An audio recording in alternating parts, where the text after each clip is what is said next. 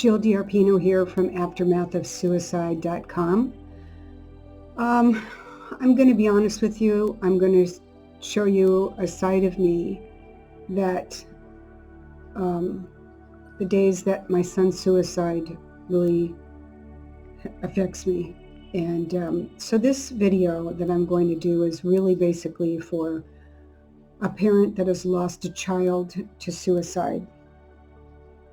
It is one of the worst and difficult types of loss to get through. Unless somebody around you in your circle has actually lost a child this way, they're the only ones that can understand it.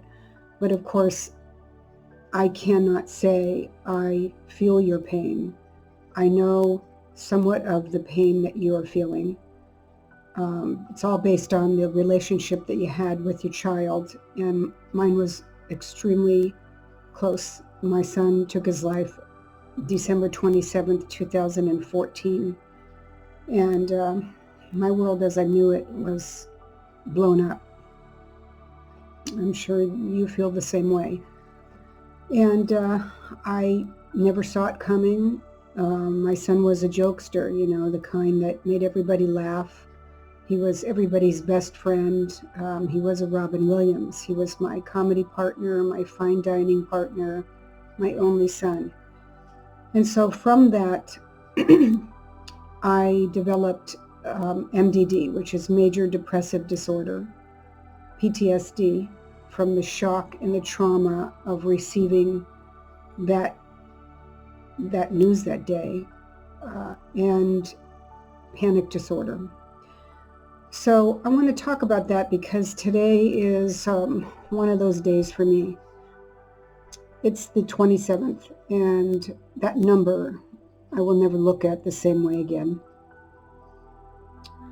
And so every month that it comes around, it's just another, Mike's gone, 5 years and 4 months, and 5 years and 6 months, and I keep counting. And I actually feel like the longer I go, of course, the more I miss, because it's that much longer than I'm without him.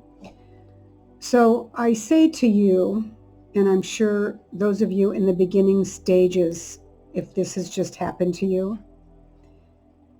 it is the most traumatic experience you will ever go through. And especially if you didn't get any type of a note or a reason why, you will continue to ask yourself the I should haves, why didn't I, why, ifs, and they don't end. Even at 5 years, I'm still sometimes saying to myself, I should have done more. I should have. My son was 30 when he took his life, and you can't make someone want to get help. And I've mentioned this to him many times, that, Mike, antidepressants work for a lot of people. And no, he said, that's for pussies. That's what the military teaches them, to just man up. You can't go to an office there and say that you're depressed and that you need antidepressants. You will be booted out. I know people in the Air Force that have lost their stars and stripes from having to go to, the office there and speak with a doctor, and they realized the state this person was in, even grounding them from flying. So it was a terrible place for my son to really be as a chaplain assistant, which was another terrible department, not knowing really his role, but it's, to manage depressed soldiers, to help the chaplain out, to call families of the death of a soldier. And so for me, I didn't even know where to start. I didn't even know when I opened my eyes in the morning, and that pit in your stomach just drops and it hits you all over again, that this is reality. This is my reality. This is my life, and I have to figure out how to trudge through this every single day. And so in the beginning, I knew right away that I needed help, and I sought out a grief counselor, which is extremely important if you are going to do that. And I would recommend it if you're really struggling, to make sure that you ask the questions if they're familiar with suicide, if they're familiar with grief counseling, because just your marriage counselor type therapist is not going to help you. It's not going to be worth your time.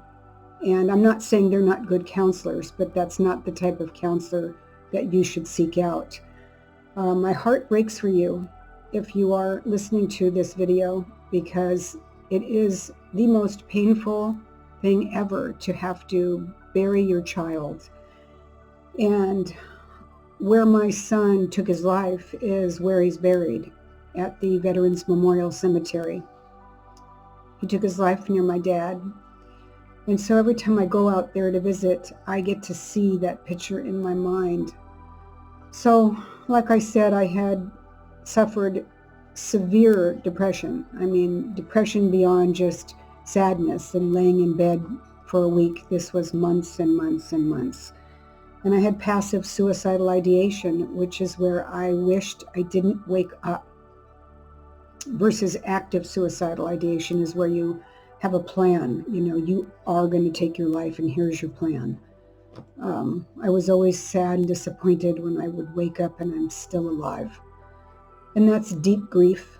But, you know, the loss of a child to this is a whole different type of loss. And you are definitely going to need to seek out some help. And I stress that sincerely, as strong as I am. And that's probably what's kept me alive, that and living for my daughter. But at the time that he died, I didn't even remember I had a daughter.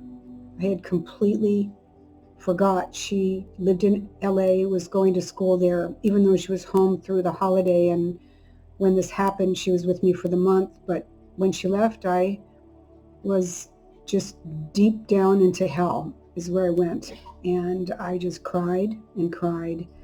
And I went to support groups, and some help people. But when you suffer from a mental illness like I do, it's not enough to just have support groups and call your friends and, you know, just sit and cry with someone.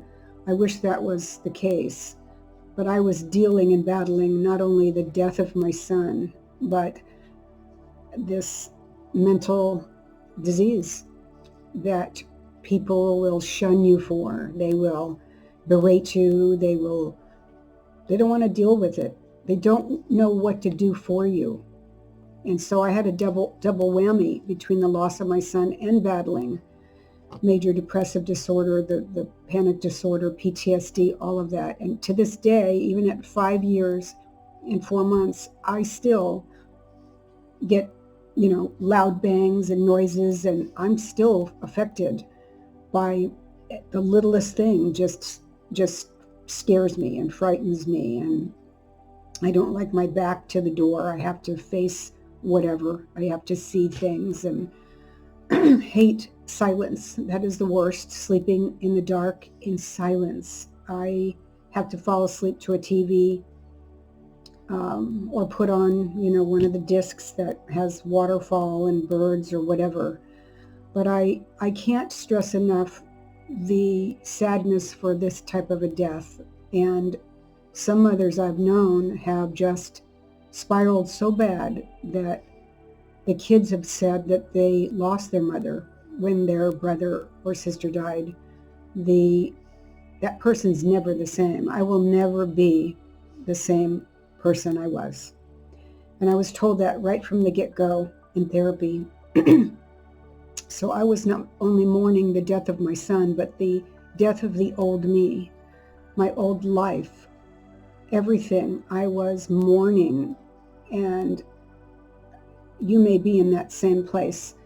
The 7 stages of grief, which are on my website, aftermathofsuicide.com.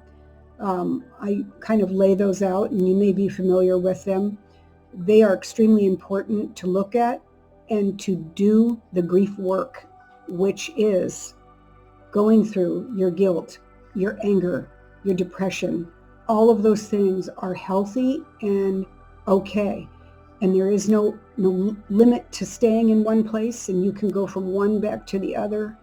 I really wasn't angry at Mike, really. I actually felt so sad that, excuse me, that my son's pain was that bad that he felt that he had to take his life to be happy. So as a parent, we always want our kids to be happy. And so that was a sad reality. And you don't really know if they're happy. Was it worth it? And I ask him that all the time. So back to the 7 stages of grief. The grief work is to get yourself through those stages. And I mean that. Don't put this off. Don't be in denial. Like my doctor said, denial is not a river in Egypt. And you need to face what happened. And of course you're going to be in shock. The first year is shock, and it's your body's way of coping, so you don't have a mental breakdown. I did about 9 months later, but my second year was worse because the reality is setting in and the fog is lifting. And so those 7 stages of doing that grief work is work. It's hard. You have to trudge through that and face it and go through those stages. I'm not even at the last one, which is the acceptance. I mean, I know my son died, but I don't think I've really accepted his choice of how he took his life, his choice to die without letting anybody help him. So, I really urge you as parents, and I know it's harder for men than women to reach out for help, but it's okay. The man feels like he has to be strong for the whole family, and you know what? You're grieving your child. You cannot bear the weight of all of these people and everything around you, and your job if you have to go back to work right away, and it's a lot. But I've known mothers to lock themselves up in their room for months and never come out. And the whole family loses that parent. That parent dies with that child, which part of me did. I definitely am not the same person that I was. So I'm trying to make a new life for myself, which is really hard for you to do when there's that empty chair. There's that stocking that isn't going to be hung at Christmas time because it's such a reminder, or the stocking that is hung and it's still a reminder. So either way, there's no win there. My son's ornaments, when I was able on the 3rd year to put up a tree, I had to put the ornaments in the back of the tree so I wouldn't see the ornaments that he had made at school, the ones that are from shredded wheat, and they dye them green, and it's like a little wreath, and in the middle is the picture of your child. He was 9. And yet I feel guilty that I'm putting him behind the back of the tree. But I still to this day cannot get myself to look in my son's face at his pictures. It's so painful. So I ask you to, go to my website. There's a lot of information there. And also, you can reach out to me on the Contact Jill page. But again, this is a long road, and I don't want you to think you're going to be through this in a month. Unless you didn't love your child and, you haven't seen them in a lifetime almost, and that's usually not the case. But it's difficult. It's difficult, and I just ask you to just hang in there. I was this close. I wanted to die. And so I did go on medication. I do still to this day see a therapist. I have to, because I still have my moments, like days like today, when it's the 27th, or his birthday, or the anniversary of his death. And of course that looms over me right before Christmas, because 2 days later is that day. So there's always that dark cloud through that, my favorite holiday. So again, be kind to yourself. Go easy on yourself. If you need to lay in bed all day, do that. Try to get help for yourself if you have little kids, to help them. Don't force your children to talk about it if they don't want to. But you really need to nurture yourself with rest and good food. If you can eat something, and you need to. But anyway, like I said, this is, I'll talk about this again, but I just felt like coming on so you could see I'm not made up, and I'm not, I'm down. This is one of my down days that I think about on the 27th of every month. Some days, are worse than others.